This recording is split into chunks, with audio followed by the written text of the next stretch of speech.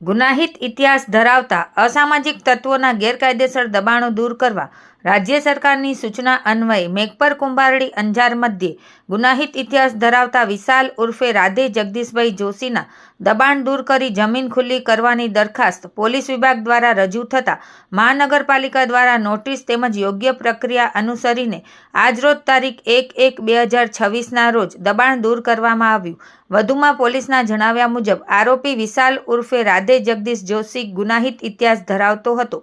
આરોપી વિરુદ્ધ વ્યાજખોરી, ગુનાહિત ધમકી, પ્રોહિબિશનના ગુના, ખૂનની કોશિશ, એટ્રોસિટી, મારામારી વગેરે ગુનાઓ નોંધાયેલા હતા।